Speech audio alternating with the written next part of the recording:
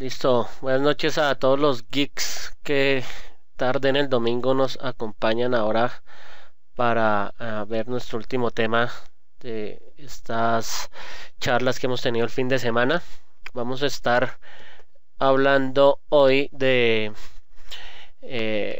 Web API, Azure y Apps, cómo integramos estas tres tecnologías para darle solución a un problema que con él específicamente quiero comenzar mi presentación. Básicamente, ¿de qué se trata este problema y cómo lo vamos a solucionar? Va a ser el tema de la charla. Acá lo que vemos son dos dispositivos móviles, una tablet y un teléfono. Lo que queremos, por ejemplo, es lograr que la tablet pueda enviar una imagen a la nube para que esa imagen después esté disponible en un teléfono o en un browser donde queramos. Es un mecanismo para poder comunicar archivos desde un dispositivo a otro.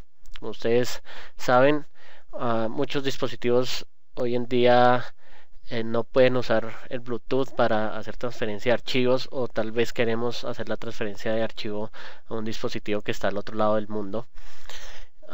Podríamos usar el correo, pero la idea es poder crear una aplicación que pueda tener este tipo de comportamientos. Esta gráfica nos muestra básicamente la nube, y en el caso específico de Microsoft ustedes ya estarán pensando en Windows Azure. Windows Azure tiene una gran cantidad de servicios disponibles para los desarrolladores, y uno de esos servicios es el servicio de storage. Precisamente el servicio storage de Windows Azure se expone a través de HTTP, de manera que es muy fácil para los desarrolladores subir un archivo usando una dirección URL y un mensaje en un post, o descargar archivos sencillamente también con URLs. A lo que voy es que hoy en día, gracias a los servicios de almacenamiento que tenemos en Windows Azure, podemos ser muy productivos sin necesidad de escribir web services muy complejos que requieren un WSDL, que requieren un contrato y un SOAP para poder funcionar. La agilidad de la web hoy nos exige mecanismos que nos permitan hacer todo este tipo de operaciones de una manera mucho más rápida y sencilla. Es por eso que en Windows Azure expusimos el servicio de almacenamiento de archivos a través de HTTP. Como ustedes sabrán, en HTTP tenemos ciertos métodos que podemos nosotros asociar directamente con operaciones de CRUD. Por ejemplo, el post de un HTTP puede ser un insert, el delete de HTTP puede ser un delete, el get de HTTP lo podemos mapear con un select. Entonces, por eso es que hoy, aprovechando esos métodos, han surgido los servicios que conocemos como los servicios REST. Ustedes ya debieron haber oído hablar mucho de ellos, a través de los cuales podemos consultar tablas y hacer una cantidad de operaciones contra datos que también se pueden hacer con archivos, como lo veremos en esta presentación. Generalmente, entonces, lo que uno hace es exponer en la web un servicio que hable REST para poder subir y bajar archivos contra ese servicio. Pero hoy, en el ejemplo que les traigo, las operaciones REST van a tener que ser ejecutadas desde los clientes o desde los dispositivos móviles que ustedes ven, por ejemplo, en la gráfica. El hecho de que tengamos que ejecutar esas operaciones desde los dispositivos significa que las llaves de acceso al storage, en este caso al storage de Windows Azure, tiene que estar en los clientes para poder nosotros usar el storage que está arriba. O sea, es un storage que necesita de una identificación. Entonces los dispositivos deberían tener esa identificación dentro de la aplicación que estamos usando. Sin embargo, esto puede generar un problema. Como lo ven ustedes allí, pueden aparecer usuarios malintencionados que traten de hacerle ingeniería inversa a nuestras apps, las apps que tenemos ya sean nuestro Windows 8, Windows Phone, Android o iOS. Todos son susceptibles de tener una ingeniería inversa para robarnos la llave y después con esa llave empezar a usar nuestro storage como a bien tengan.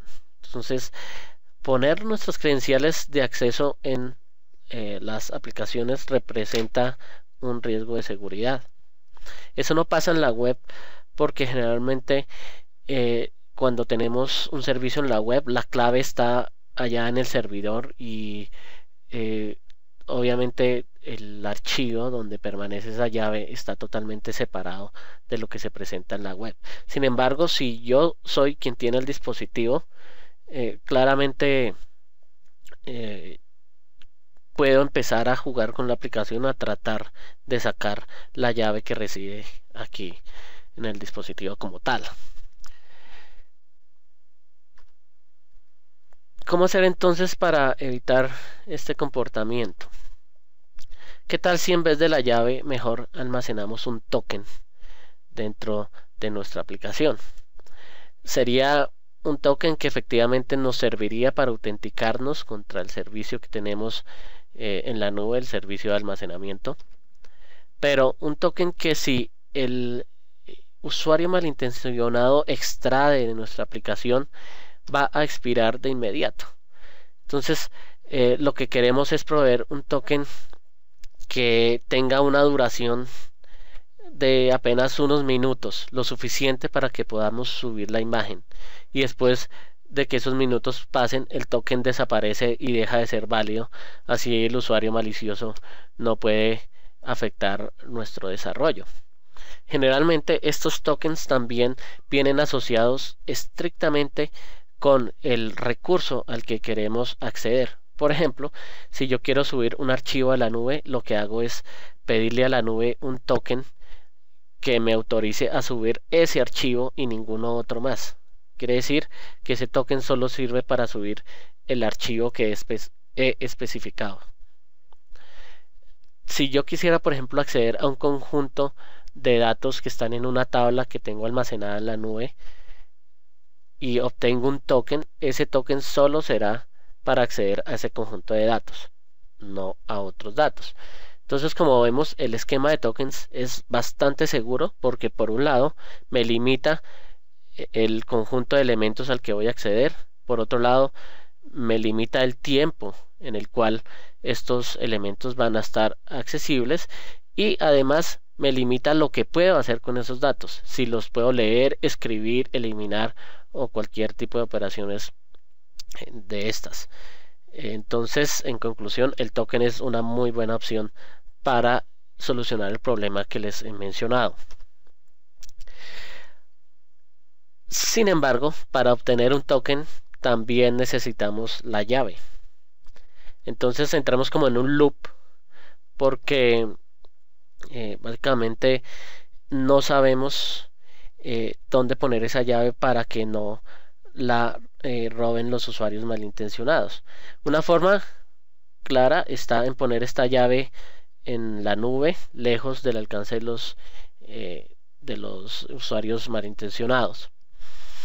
Cuando ponemos la llave en la nube, entonces lo que vamos a hacer es a necesitar un servidor en la nube que nos permita recibir las solicitudes de los dispositivos, y después de recibir la solicitud el servidor la procesa, y como ese servidor sí tiene la llave de almacenamiento para el storage de Azure, entonces le pide a Azure que nos devuelva un token asociado a la solicitud del dispositivo. Entonces la operación que ocurre aquí donde les estoy mostrando entre el servidor y la nube es una operación segura. La nube le da un token al servidor y el servidor le remite ese token al dispositivo. Luego el dispositivo ya va a poder enviar ese token a la nube junto con el archivo que queremos subir. Esa es la solución que en este caso nos serviría. Entonces, de esa manera podemos lograr, por ejemplo, que el token ya quede alojado aquí dentro del cliente, y después, cuando ya sepamos cuál es la imagen que queremos subir, la enviemos a la nube directamente, uniendo el token y la imagen y enviándolos con un post a la nube, desde donde van a estar disponibles para ser visualizados por el teléfono como tal, o desde cualquier otro cliente que tenga acceso a internet.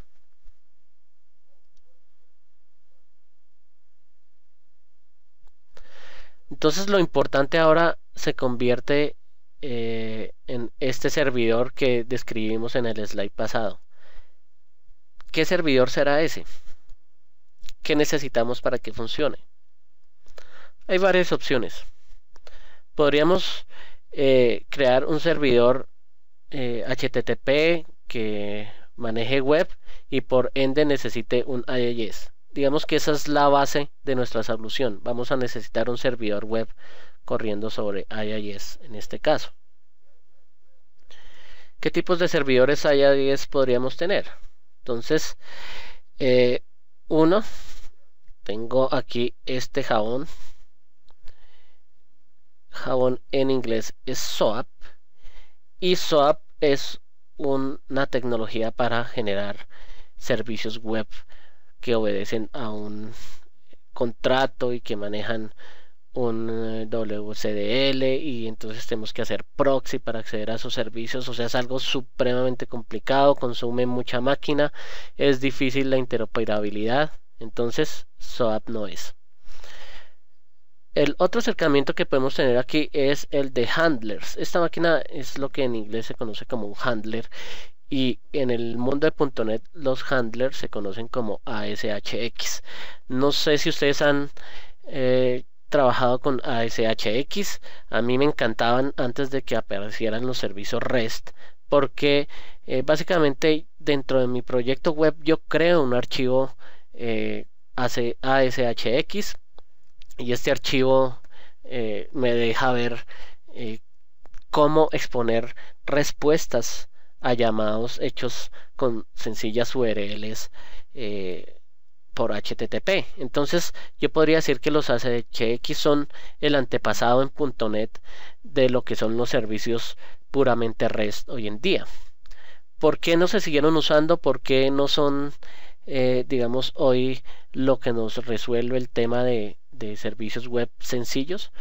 Porque ASHX está montado sobre toda la plataforma de ASP.NET. Entonces el servidor tiene que sobrecargarse con todo el tema de presentación de páginas ASPX, temas de sesión, todo este tipo de cosas que no es lo que maneja un servidor sencillo de REST. Entonces, aunque la intención de ASHX era bastante buena porque nos permitía hacer servicios web que no fueran tan complejos en su implementación, el problema es que seguían montados sobre una infraestructura que tenía otro fin y por ende consumían muchos recursos del servidor, así que no eran tan veloces como uno quisiera tener el caso, por ejemplo, con un servidor puramente REST.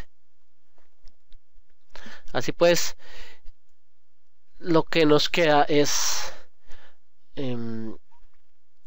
la solución más liviana que conozco en el momento, es la que está basada en WebAPI. WebAPI es una adición que tiene el framework.NET y nos permite generar un servidor web totalmente enfocado a llamados REST, sin tener todo el sobrecosto que tiene mantener toda una infraestructura de ASP.NET completa para lograr nuestros objetivos de servicios en la nube.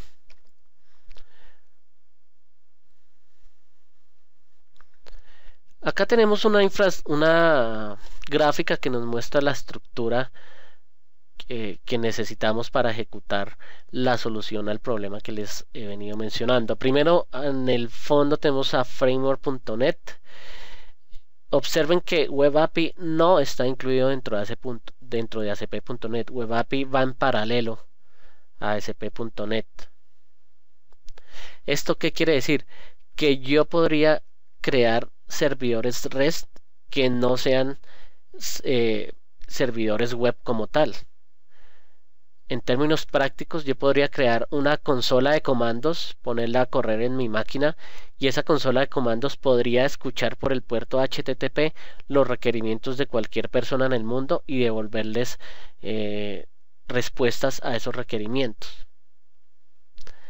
Aquí este tipo de servidores, el que les dije que podría correr, por ejemplo, en una consola de comandos, son los que conocemos como self-host o auto-hosteados.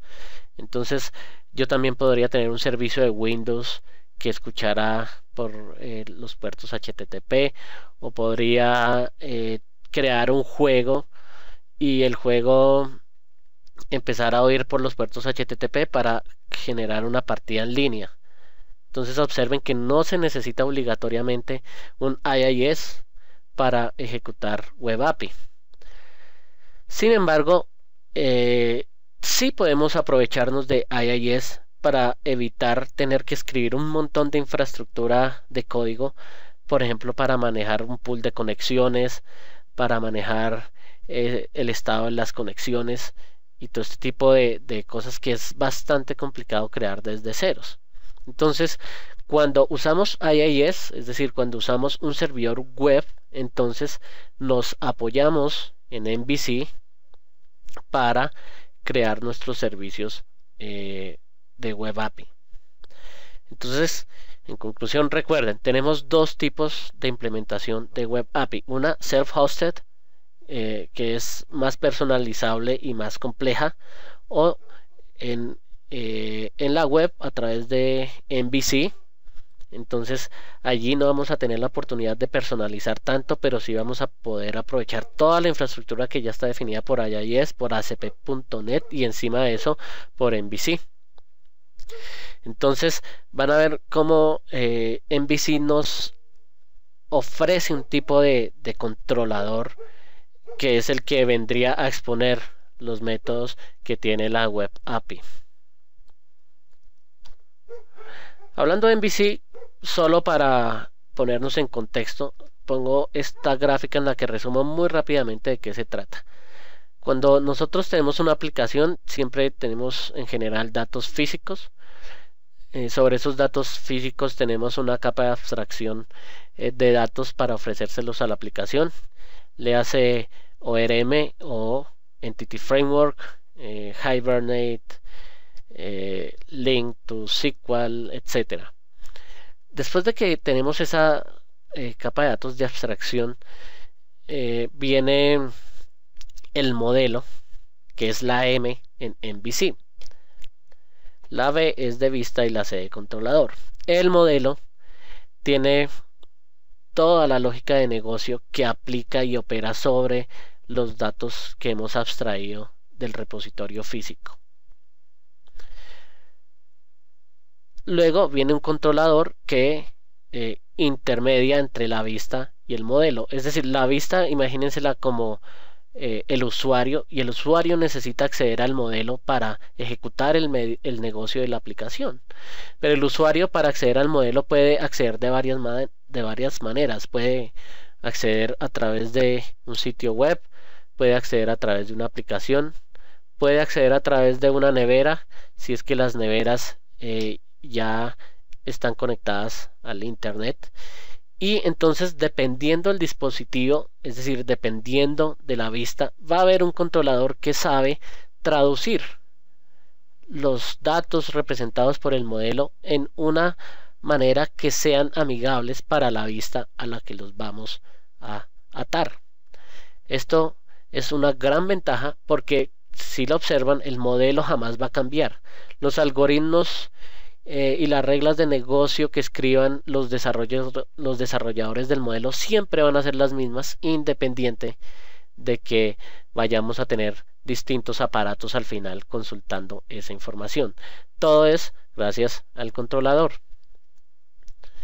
Entonces, para nuestro caso, la vista va a ser sencillamente la tablet, y la tablet, a través de un controlador de Web API, va a acceder al modelo, que en este caso viene representado por los datos que están en Windows Azure. En una aplicación más tradicional, ustedes tendrían un modelo dentro de su estructura que obedezca, por ejemplo, a una base de datos, y también esa base de datos podría exponerse al mundo a través de Web API.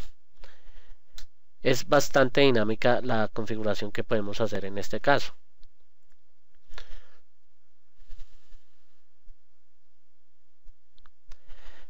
Bien, entonces pasemos a lo que sería la solución del problema, ya que vimos de qué se trataba y todo lo que hay alrededor.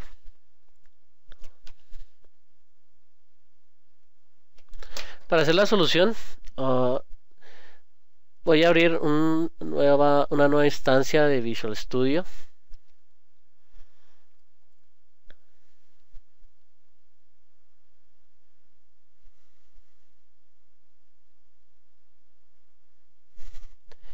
Y aquí voy a crear un nuevo proyecto.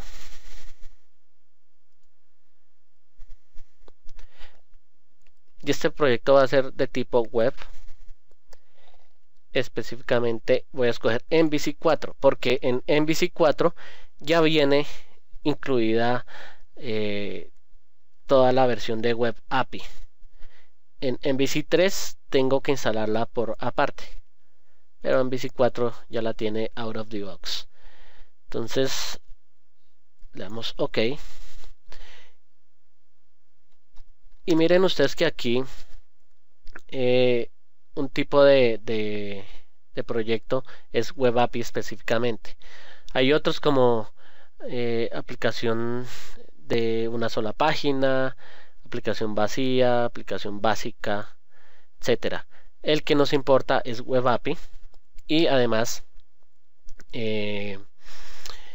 podríamos crear proyectos de pruebas unitarias de acuerdo a lo que vimos del ciclo de vida de proyectos, pero por ahora nos vamos a enfocar en crear nuestra aplicación basada en Web API.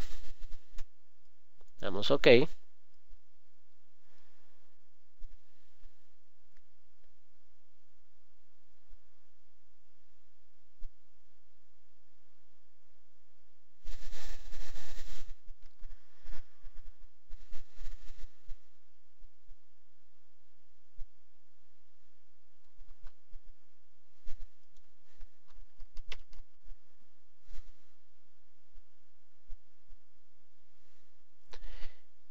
Y listo, aquí está nuestra aplicación para trabajar.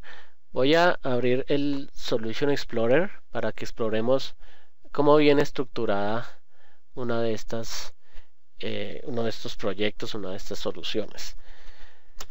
Entonces miren, básicamente tenemos nuestra aplicación de MVC. Acá hay una carpeta para los modelos. Generalmente aquí lo que incluimos es unos objetos de Entity Framework o del ORM que estemos manejando. Luego vienen los controladores y las vistas. Hay carpetas para scripts, para contenidos y en general opciones que no son centrales en este caso. En los controladores tenemos un controlador para el home y un controlador de valores de ejemplo para Web API. Entonces ejecutemos digamos este proyecto que viene preconfigurado en Visual Studio. Esto nos abre una página web. Acá la tengo para ustedes.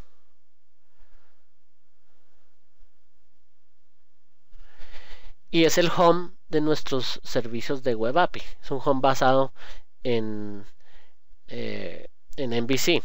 Entonces miren que aquí hay un link para ver el API que he creado en este proyecto. Entonces el API trae un ejemplo de servicio, se llama GetValues, ¿sí? y acá nos muestra cómo llamar esa API. Entonces, para obtener los values con un get, para poner values con put, borrar values con delete. Entonces, es una documentación que además se genera automáticamente para ustedes, mis queridos developers. Entonces, cada vez que ustedes creen un nuevo controlador, la documentación automáticamente va a quedar disponible para que los usuarios, es decir, los developers que vayan a usar el servicio que ustedes crearon, puedan acceder a esa documentación de una forma bastante sencilla. Entonces, por ejemplo, yo puedo escribir aquí API y values, tal como me indica la documentación. Y miren que de inmediato aquí me aparece una descarga de un archivo JSON, que es la que tiene el contenido que yo estoy queriendo bajar. Si lo abrimos, entonces lo que me devolvió el servicio fue value 1 y value 2.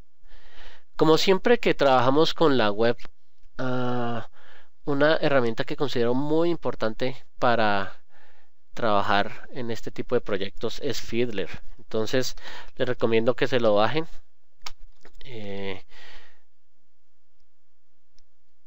Es una herramienta que creó un empleado de Microsoft y después le fue tan bien con ella que escribió un libro y la vendió por un buen precio, pero igual sigue siendo hoy libre. El nombre es este para que lo busquen en sus buscadores preferidos y la descarguen. Aunque es gratuita, el código fuente no está disponible, pero en estos momentos lo que nos importa es usarla. Y miren que aquí yo puedo, por ejemplo, en mi Composer, componer un llamado a una dirección web determinada. Entonces exploremos cuál dirección fue la que nos quedó luego de ejecutar nuestra solución. No sé si la cerré totalmente. No, aquí está. Entonces es un puerto obviamente en el localhost porque estoy ejecutando la solución de manera local. Aquí escribamos esa dirección, es API y después values. Y miren, aquí está registrado el request y vemos de una vez lo que nos devuelve el sistema. Entonces miren que de una forma muy sencilla podemos ver los headers de la respuesta del servidor. Esto es muy útil para hacer debugging de nuestras aplicaciones, aun aquellas que corren desde Windows 8 o Windows Phone, porque todas finalmente se comunican a través de HTTP. Entonces Fiddler es una herramienta muy valiosa para hacer este tipo de depuración. Aquí veo los valores que se me retornaron exactamente. Veamos el código que dio origen a esto. Vamos a nuestra aplicación actual y miren que aquí tenemos el controlador de values, es este específicamente. Entonces ese tiene un get, un post, etcétera. El get nos retorna un conjunto de valores que son los que queremos obtener. Vamos a crear entonces ahora el controlador que nos va a dar el token para poder trabajar desde nuestras aplicaciones con ese token. Entonces decimos add controller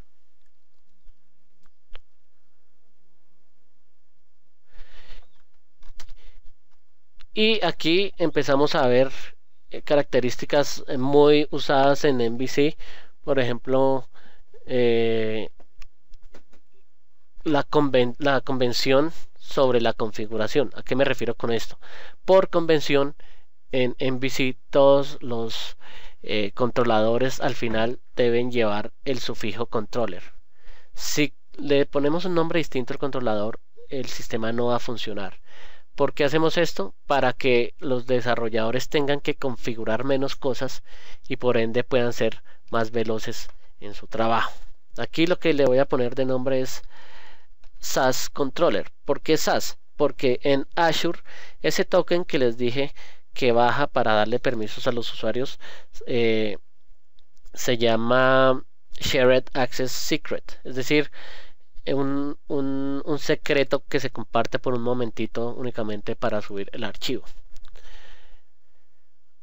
Luego escojo el tipo de controlador que quiero, si un controlador de MVC vacío, si lo quiero de MVC pero con read, write, etcétera. Recuerden que MVC es para mostrar páginas al usuario como tal. En este caso no quiero mostrar páginas sino un servicio, así que necesito escoger cualquiera de los APIs. Entonces un API vacío, un API para read write que use Entity Framework o un API con read write pero vacío. Este es el que nos va a servir porque necesito que estén los holders para el read write, pero no voy a usar Entity Framework porque me voy a conectar a Windows Azure. Entonces este es el que escojo y le doy agregar. No lo puedo agregar porque estoy en modo de debug. Entonces detengo la ejecución y después de esto ya ahora sí me agregó el controlador. Miren, aquí está SAS Controller. Bien, entonces miremos cómo está el código de este SAS Controller. Acá tiene el get y un get vacío, un get pasándole un ID, un post para hacer inserts, put, delete. En este caso lo único que voy a requerir es un get de un token dado un nombre de archivo. Entonces no el get vacío que no me devolvería muchos archivos, sino el get basado únicamente en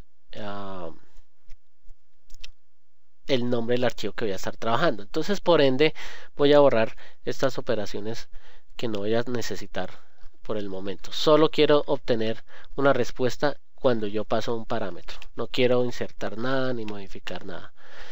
Entonces el parámetro, como es el nombre de un archivo, ya no va a ser un entero, sino va a ser un string. ¿Sí? ¿Y que me va a retornar? Efectivamente un string que va a ser el string que representa el token de permiso que tengo para acceder a Windows Azure.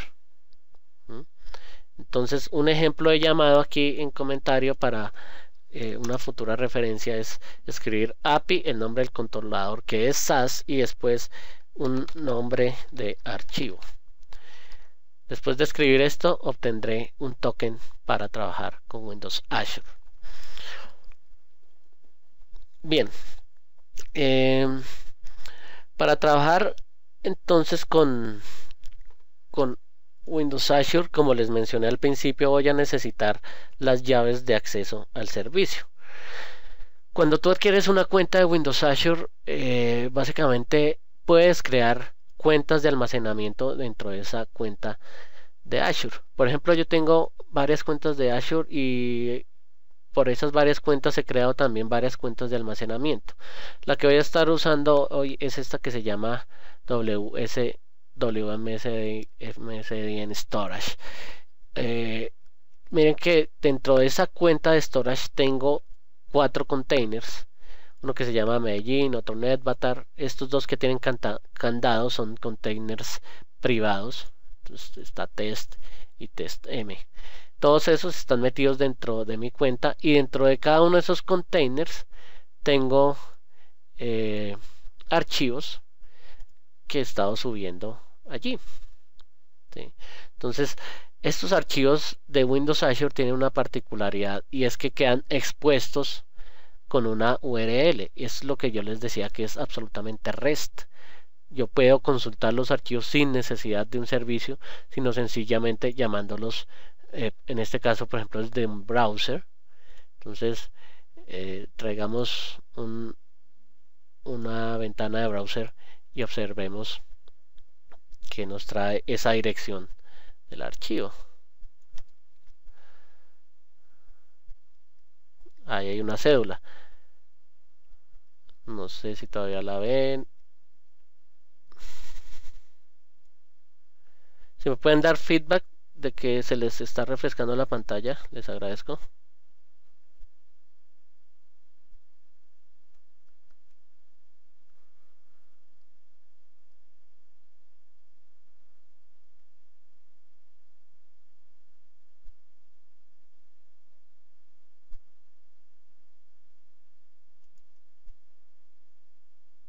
Listo, parece que ya está actualizando. Bien.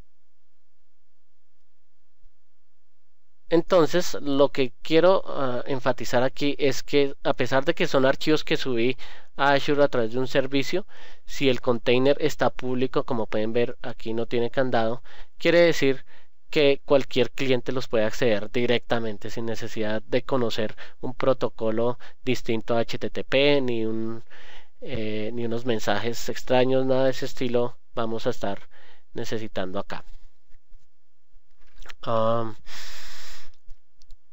Cada cuenta dentro de Azure tiene un nombre y una clave que conocemos como Primary Access Key o PAC.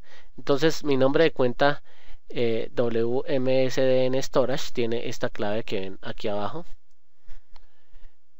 Estos son los datos que vamos a almacenar en nuestro servidor web para que el servicio web API pueda trabajar con Azure. Entonces acá dentro del controlador lo que voy a necesitar es efectivamente crearme una variable de tipo estático que tiene que ver con un Cloud Storage Account. Este Cloud Storage Account es un objeto que viene en la librería de Windows Azure Storage. Entonces vamos a agregar esa librería. Vamos a buscarla un poco más grande. Escribimos aquí Storage en la búsqueda. Y efectivamente aquí está la librería que buscamos. Bien. Entonces, después de que la tenemos incluida, entonces ya podemos agregar el objeto Cloud Storage Account. Este necesita incluir un namespace para poder funcionar correctamente. El namespace es Microsoft.Windows Azure. Y este Storage Account vamos a poner el nombre de account para trabajar con él. También vamos a requerir una variable que nos indique si esa cuenta de almacenamiento ya ha sido seteada o no, de manera que el usuario pueda ejecutar sus llamados solo cuando la cuenta haya sido efectivamente ajustada. Ahora voy a crear un constructor estático. Y ustedes aquí se pueden entonces preguntar por qué está haciendo todo estático. Bueno, la cuenta es estática porque todos los servicios van a usar la misma cuenta de storage, entonces con una sola representación de esa cuenta basta. Y este constructor es estático para que solo se ejecute la primera vez que llamamos al servicio. Recuerden, todos los constructores estáticos solo se ejecutan la primera vez que sea referenciado el tipo. Entonces, este constructor va a tener una variable que se llame account name. Esa variable la acabé de copiar de la aplicación que les mostré que se llama Azure Storage Explorer. Esta aplicación lo que nos permite es explorar los archivos que tenemos en Windows Azure. Es una aplicación gratuita de código fuente disponible en Codeplex.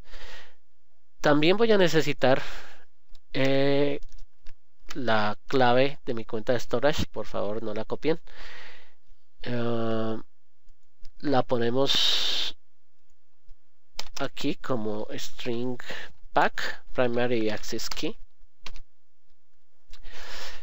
y le ponemos entre comillas el valor de esa cadena.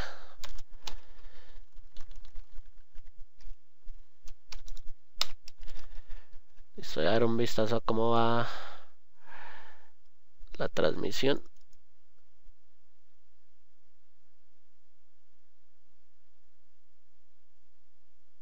Listo.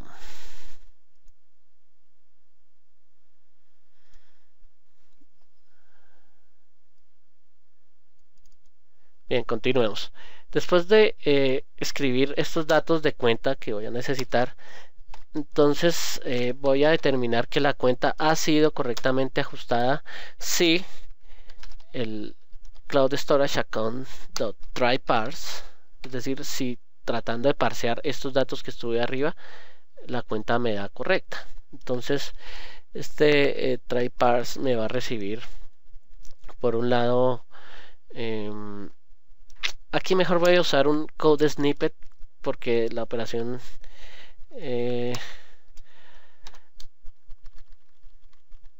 no me permite escribir tanto, no quiero memorizar todo este código, así que lo escribí aquí. Entonces aquí lo que vamos a tener es un string.format de Default Endpoints Protocol HTTPS. Entonces miren que toda la comunicación va a ser segura. Esto por defecto lo tiene Azure. Nosotros los desarrolladores nos libramos de eso. Ya por defecto habrá seguridad en la forma en que accedemos a los servicios. Y a esto le sumamos el account name igual a el parámetro 0, o sea que primero vamos a tener que pasar este account name y después el account key, o sea el primary access key va a ser 1. Entonces lo único que me resta es escribir el 0 y el 1. Entonces 0 va a ser account name y 1 va a ser pack. Entonces tryparse también necesita que le dé un parámetro de salida, que es el que va a tener la cuenta que ya hemos declarado al principio. Entonces aquí está nuestra cuenta. Listo. Entonces si este tryparse se ejecuta correctamente y la cuenta queda ajustada, account set se pone en true. Bien. Este código que acabamos de escribir tiene que ver con la inicialización de la cuenta de Windows Azure. Una vez ya esté inicializada, entonces ya podríamos empezar a responder a los llamados de nuestros clientes aquí en este caso. Entonces, primero solo vamos a reaccionar si account set es igual a true, o si account set.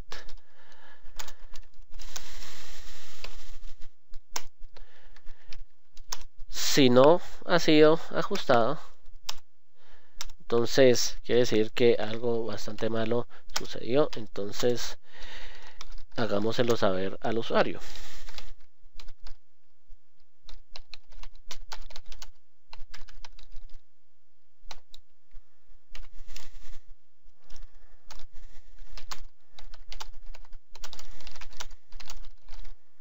No sé si esto se escribe aquí así, mejor pongámoslo así. Con find a hole to hide, o cualquier cosa menos aterradora de la que puse. Listo.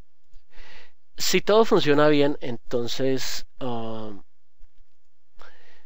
vamos a crear primero el container. Recuerden que en Azure, tal como lo vemos aquí en nuestra herramienta, cada cuenta necesita containers para almacenar los archivos, ¿sí?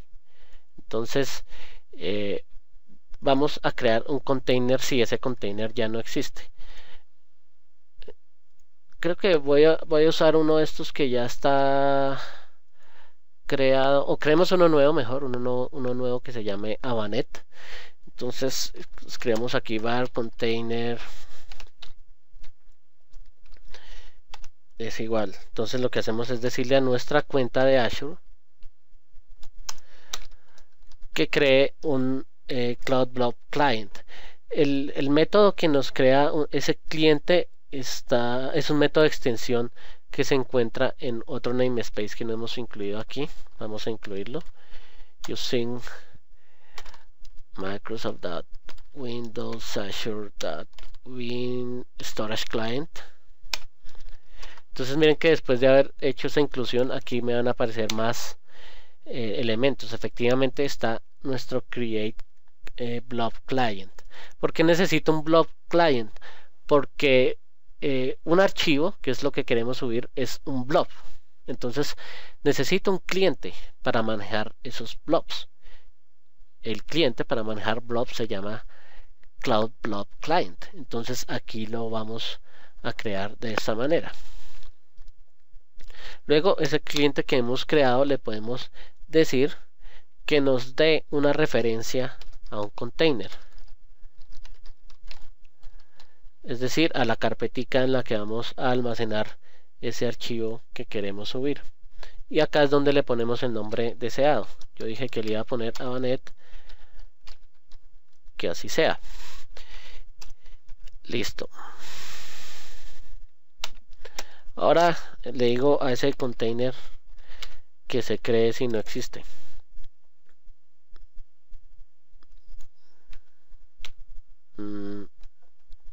Acá pasa algo porque no me aparece el método que me permite crear este container.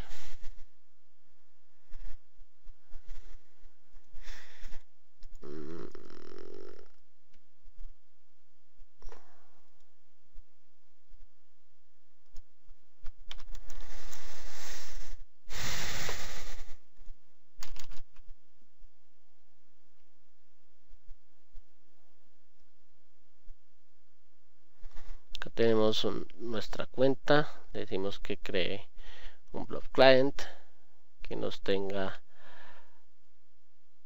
la referencia. Vamos a chequear que eso esté bien.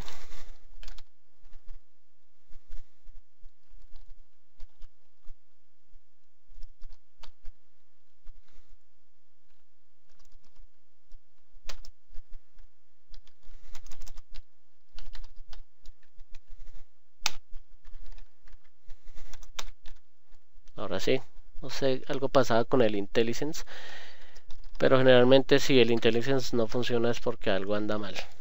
Y aquí observen, create if not exist, quiere decir que si el container no existe, que lo cree, pero si ya existe, entonces no vaya a generar un error porque ya existe. Bien, listo, entonces ya tenemos el container. Ahora lo que vamos a obtener es una referencia al blob que estamos tratando de subir. Entonces recuerden cómo va el patrón. Para poder trabajar con un container necesitamos la referencia a ese container. Ahora, para poder trabajar con el blob necesitamos una referencia para ese blob. Entonces escribimos var blob igual a container dot get blob reference, y esa referencia recibe como parámetro el nombre del blob o el nombre del archivo que queremos subir. ¿A quién se le ocurre cuál sería ese nombre que vamos a estar pasando como parámetro aquí? Es un nombre que viene como parámetro en el servicio. Exactamente, es el ID. Entonces este mismo ID que le pasamos como parámetro al servicio es el nombre del blob que se necesita para la referencia que estamos tratando de ejecutar acá en este caso.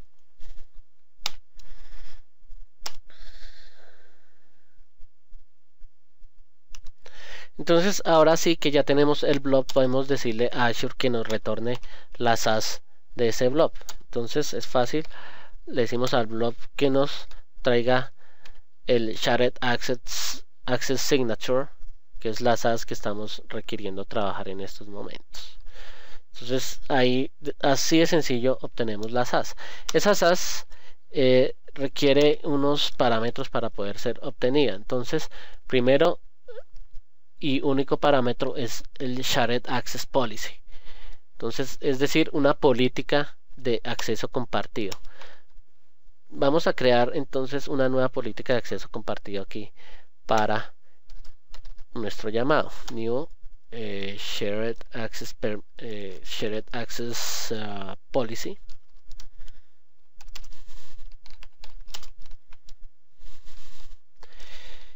Y este shared access policy, para crearse, le podemos pasar el valor de dos parámetros. El primero es permissions, los permisos que queremos darle al a la SAS que va a bajar al cliente son de lectura y escritura. Entonces escribimos shared access permissions read, y a eso le sumamos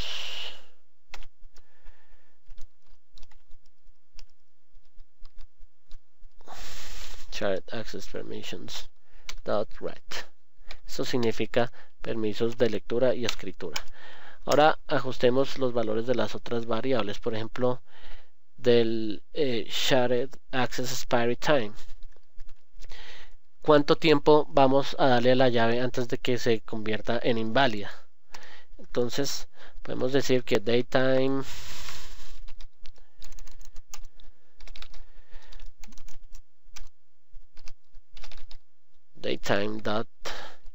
UTC now. ¿Por qué UTC now?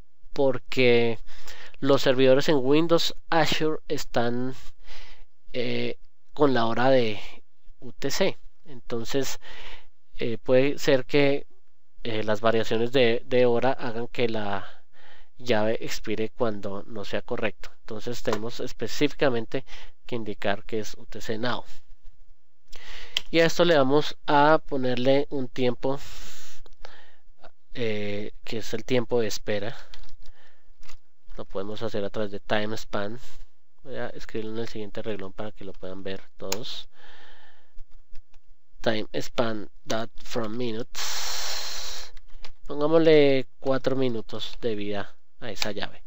Entonces miren que es una SAS que solo va a funcionar con un blob que se llame de esta forma, como pasó aquí en el ID. Es una SAS que solo permite leer y escribir, y es una SAS que solo dura 4 minutos, un token de solo 4 minutos en este caso. Bien, entonces aquí ya quedaría armada la SAS que estamos requiriendo.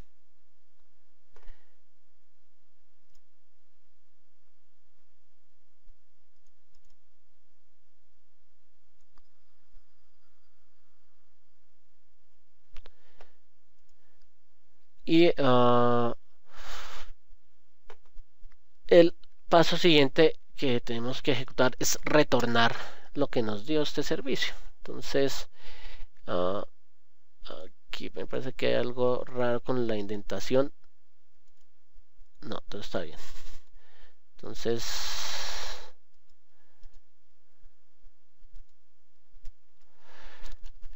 lo que deberíamos retornar en este caso es una concatenación entre la URL del blob, ¿sí? Entonces escribamos aquí el blob.uri,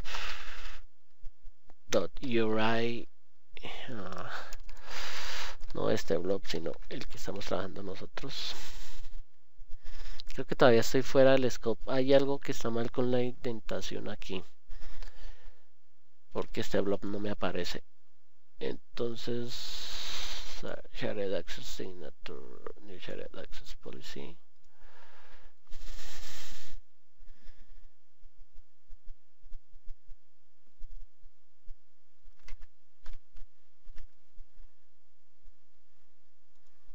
¿Dónde está el error?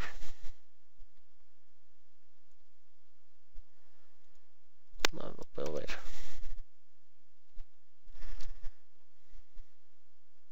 Está en este punto y coma. Acá dentro de las asignaciones del constructor no debemos poner punto y coma. Esperemos que eso sea. Ahí ya está el blob. Entonces solo quiero probar que aquí me haría eso, una buena orientación. Listo, blob. El blob que tenemos cuando obtuvimos la referencia también generó una URI. Entonces buscamos esa URI y le decimos que nos retorne su representación de manera absoluta. ¿Sí? A esto entonces le damos a concatenar efectivamente las SAS que hemos acabado de obtener, y con eso terminamos nuestro servicio. Miren que no tuvimos que crear un WSDL ni nada de esas cosas, solo recibir un string y retornar otro string que no es más que las SAS que necesitan los clientes para trabajar. Súper sencillo. Esto no son más de 15 líneas de código. Entonces ahora probémoslo. Arranquemos nuestro servicio.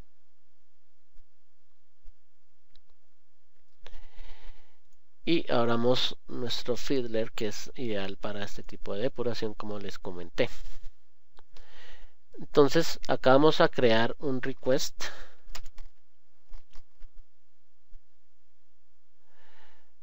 Pero esta vez no vamos a ir al controlador de values, sino al controlador de SAS. Y ahí en SAS recuerden que como parámetro le pasamos el nombre de archivo. Entonces recuerden que aquí solo es el nombre del archivo, no tengo que pasar un archivo como tal porque eso es lo que va a hacer el cliente. Entonces voy a escribir sencillamente mi archivo .jpg porque es una foto, ¿sí?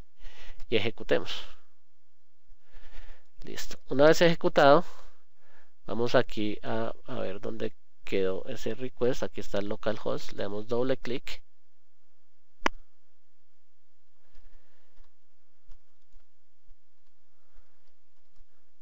Voy a poner un poco más pequeño para ver bien. Y entonces nos dirigimos a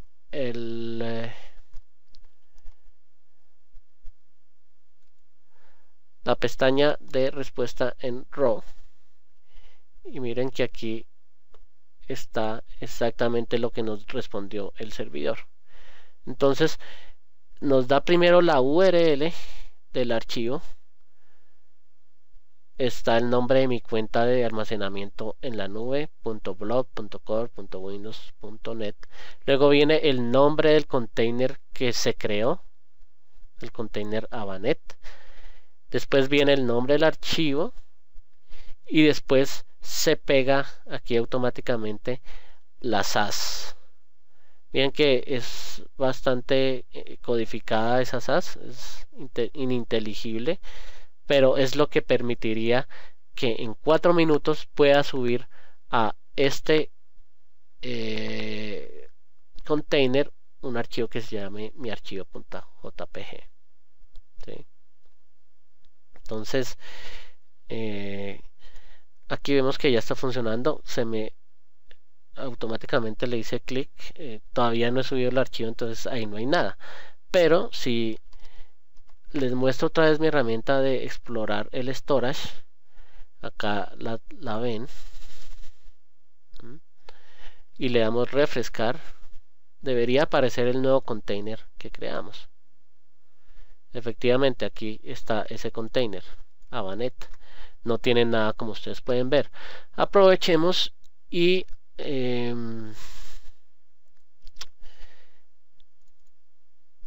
cambiémosle la seguridad para que sea público y después que suba mi imagen la gente puede acceder a ella. Entonces voy a decir que este container es totalmente público.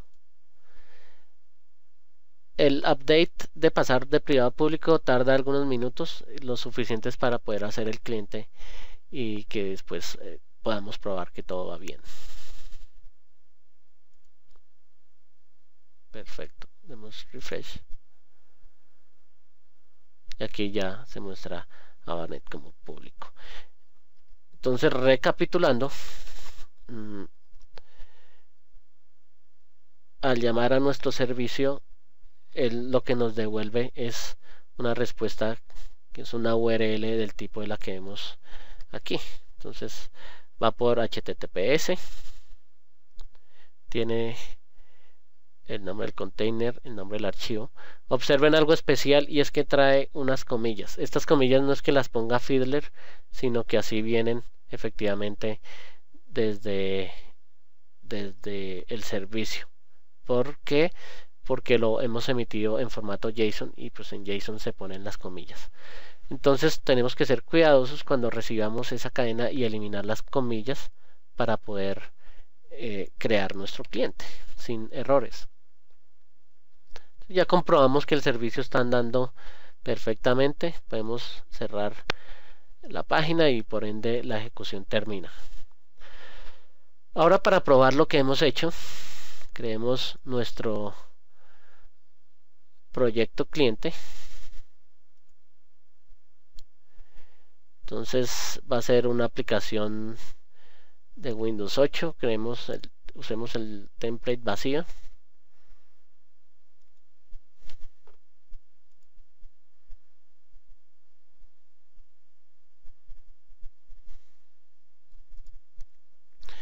Y ahora pues vamos a ver nuestra página principal de la aplicación.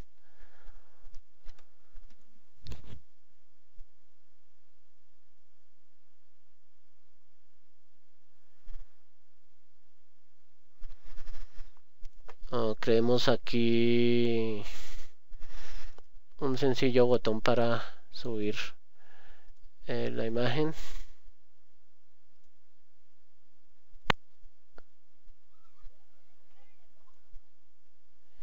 Y listo. Y digámosle que ese botón en el clic va a ejecutar todo lo que queremos. Entonces lo primero que vamos a hacer aquí en el clic del botón es abrir un file picker para que el usuario pueda escoger su imagen un poco más grande para que vean mejor.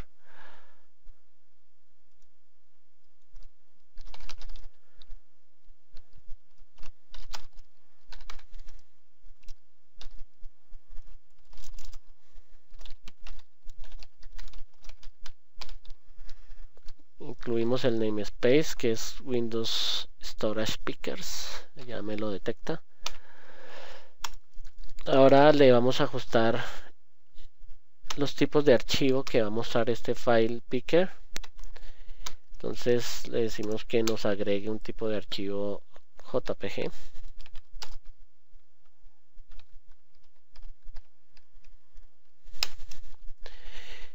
Y pues ya lo único que tenemos que hacer aquí es entonces sacar el archivo con el que vamos a trabajar. Y ese archivo va a ser traído a través de filepicker.pick single file async. O sea, el usuario tiene que escoger un single file, un solo archivo. Observen que como estos async necesitamos un await para que el sistema haga las esperas necesarias de manera automática y no tengamos que escribir un callback. Pero para que este await funcione debemos declarar el método como asíncrono. Miren que en ese momento ya nos reconoce todo absolutamente. Entonces aquí ya tenemos el archivo. Puede suceder que el cliente no escoja ningún archivo y le dé cancelar al file picker. Entonces por eso necesitamos evaluar que si el archivo es distinto a null, ejecute lo que queremos hacer con el archivo, que es subirlo a la nube. Entonces aquí lo que vamos a empezar a hacer es a crear un cliente HTTP para acceder a nuestro servicio. Entonces le vamos a decir var client igual a new HTTP client.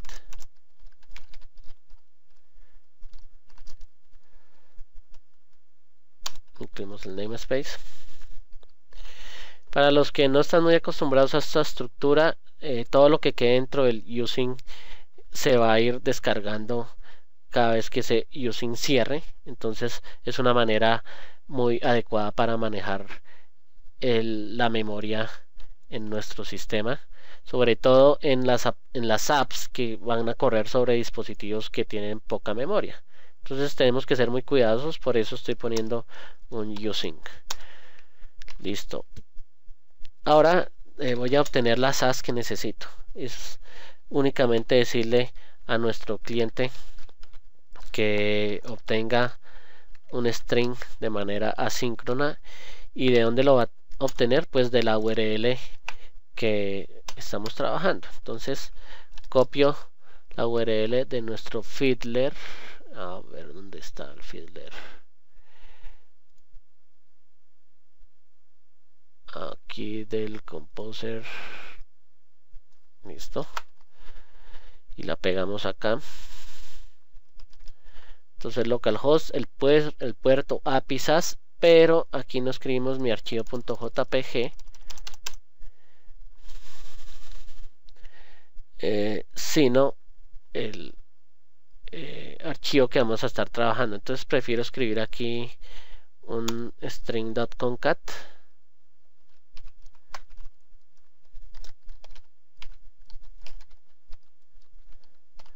entre la URL y el file .name, ¿no? Listo, aquí cerramos el contacto, cerramos el getStringAsync.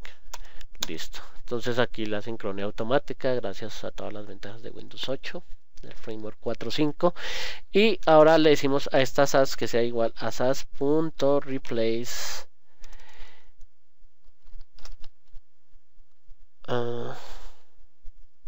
Esto no me ha detectado que es un string al parecer. Client. El await es que estoy retornando un task. Si yo no escribo await de un método asíncrono, voy a recibir es un task. Si escribo await, recibo el resultado de ese task, que en este caso es un string, y como ya es un string, ahora sí me debe reconocer replace. Perfecto. ¿Qué vamos a reemplazar? Vamos a reemplazar todo lo que sean comillas por string.empty. Recuerden que hay unas comillas que vienen aquí y no queremos. Aquí las quitamos de esta manera. Listo. Ahora que ya tenemos las SAS para el archivo, vamos a crear un nuevo using para mantener en el stream, es decir, los bytes del archivo que vamos a trabajar. ¿Y cómo obtenemos esos bytes? Sencillamente con un await file.open open stream for read async. Listo. Y seguimos trabajando. Entonces, ya que tenemos los bytes, vamos a generar un contenido que es el que vamos a anexar al post que vamos a ejecutar contra Azure, para que en el post vaya el archivo junto con el token y todo sea autorizado y pueda subir el archivo sin problemas. Entonces, var content es igual a new string content con el stream que acabamos de obtener del archivo que estamos trabajando.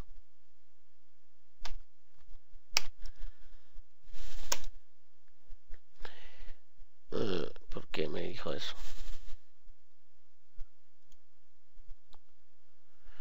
No me está detectando el stream otra vez. Malo wait. Listo, ya. Ahora a ese content, recuerden que es un content que se va a ir por HTTP, entonces necesita unos headers, y en los headers les vamos a agregar los siguientes. Primero, el tipo de contenido, content type. Este es el típico header que se maneja siempre en la web. Aquí le ponemos file.contentType. O sea que es muy sencillo para nosotros porque el mismo archivo que hemos estado trabajando ya sabe de qué tipo es. Y en content headers.add otro. y este otro es para decirle a Windows Azure que lo que estamos subiendo lo queremos almacenar en la nube como un blob de tipo bloque. Los blobs de tipo bloque, a diferencia de los de página en Windows Azure, son optimizados para escrituras completas o para streaming. Los blobs de tipo página son optimizados para acceso aleatorio, es decir, por ejemplo, un archivo de Word que queremos modificar, cuando lo modificamos solo se escribe dentro del blob los bytes del blob que modificamos. Con un archivo en bloques no sucede eso, sino que tenemos que escribir todo el archivo. En este caso no queremos hacer edición de ningún tipo, así que un blob de páginas no hace sentido, sino que sí lo hace un blob de bloques. Entonces, la forma de señalizarle esto a Azure es escribir xms blob type, va a ser efectivamente blob. Aquí está, blob. Una vez ya tenemos hecho el contenido bien armado de acuerdo a lo que necesitamos, ya puedo aventurarme a hacer el upload como tal. Entonces ese upload va a tener una respuesta, vamos a llamar a esa respuesta upload response, y ese upload response va a ser igual a decirle a nuestro cliente HTTP, el mismo que creamos arriba, no necesitamos usar otro, client.putAsync. Entonces vamos a poner de manera asíncrona el contenido que hemos estado creando. Entonces lo primero que necesitamos aquí es la dirección sobre la cual vamos a ejecutar el post. Obviamente ustedes ya deberían saber que esa dirección es una URI basada en la SAS que viene desde el servidor web de Web API. Después, sobre esa dirección necesitamos subir un contenido que está en donde, exactamente en la variable content. Listo.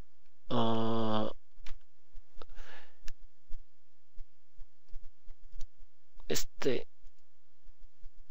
pertenece aquí, y como aquí ya cierra el using, entonces aquí deberíamos tener unas operaciones que se ejecuten después de que el archivo haya subido correctamente. Básicamente aquí voy a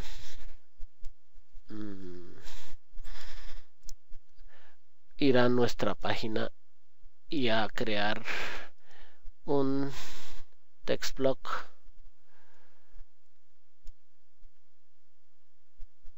como este. Pongámosle la fuente un poco más grandecita.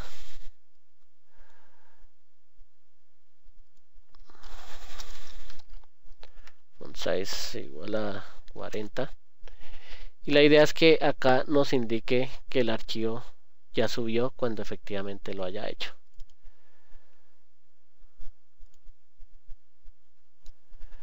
Entonces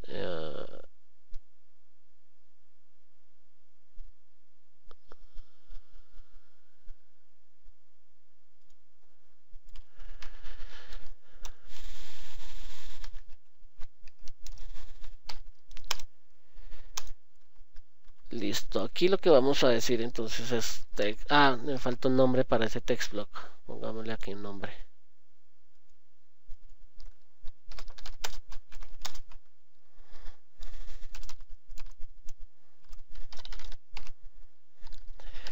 XB status, pongámosle.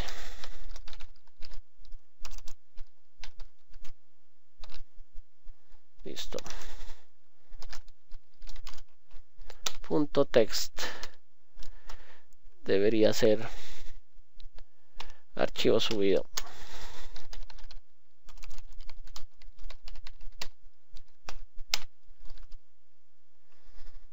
Listo. Aquí ya terminaría nuestra operación. Creo que tengo algo con la indentación nuevamente. Exploremos. Si me falta un paréntesis por acá que tenía y luego borré, y aquí me falta un punto y coma para este using, y acá tenemos algo que no debería ir using porque eso ya estaba arriba. Listo. Creo que démosle un poquito más de claridad a este asuntito. Listo. Entonces aquí les dejo un poco para que aprecien la solución mientras compilamos. Ya está todo succeed. Entonces lancemos la solución.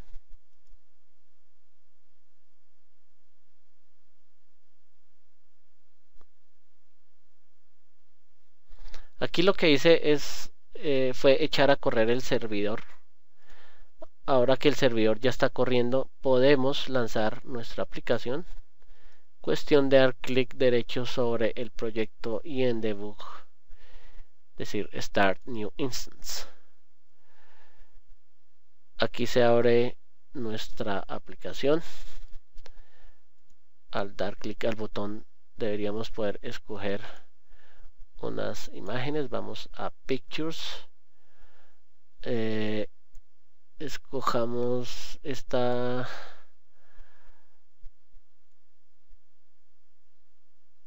Escogemos esta imagen del ponqué de los 50 años de los 50 millones de descargas a través de Nugget. Está subiendo, está subiendo, está subiendo, está subiendo, está subiendo, está subiendo, está subiendo. Subió. Vamos a ver si es cierto. Abramos nuestro tool de exploración de Windows Azure. Tool de exploración de Windows Azure.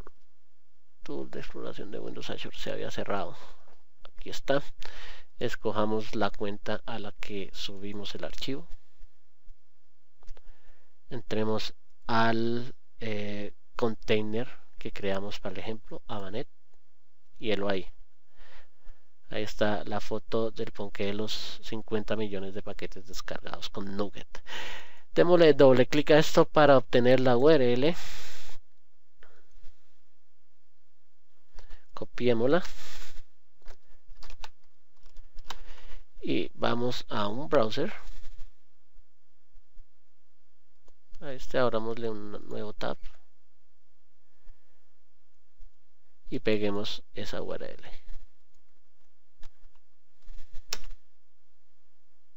Y aquí está la foto. Muy bien, muchachos, entonces hasta aquí vimos efectivamente cómo integrar tres mundos distintos: el mundo de las apps, el mundo de los servicios web y el mundo de Windows Azure, para darle solución a un problema. La solución sencillamente fue crear un servicio web totalmente REST sobre Web API. Ustedes vieron lo sencillo que es, lo rápido que se puede comportar, dado que no tiene todo el sobrepeso de ASP.NET, lo fácil de manejar gracias a MVC, y todo al final va a estar en Azure, que como ustedes saben es un gran respaldo para el mundo de las aplicaciones. Todas las apps que usan un backend deberían pensar seriamente en ir a los servicios de Windows Azure. Bien, si quieren hacer el tutorial por su cuenta, les cuento que estoy grabando este video, lo voy a subir a mi blog. Los muchachos de Abanet también lo han estado grabando y también lo van a estar publicando. Además, si volvemos a nuestra presentación, el último slide nos muestra esta URL que ustedes pueden consultar, y es una URL en mi blog donde, a manera de descripción en modo texto tengo todas estas operaciones definidas. Ustedes lo único que tienen que hacer es seguir el artículo, allí está el código y probar por su cuenta. Si necesitan acceder a Azure, está muy fácil, solo entren a windowsazure.com y abran una cuenta trial. La cuenta trial durante 90 días les va a dar acceso a todos los beneficios que tiene Windows Azure en este momento de manera gratuita. Entonces, no hay nada que en estos momentos nos impida aprender a integrar estas tres grandes tecnologías para dar solución a nuestros problemas. Por ahora no es más, muchachos. Muchas gracias. Cualquier duda adicional me pueden encontrar en Twitter. Aquí está mi handle en la esquina superior derecha de sus pantallas. Lo pueden encontrar, @Warnoff. Espero que les haya sido de interés la charla y que valga la pena esta estadía en pleno domingo en la noche. Muchas gracias. Hasta pronto.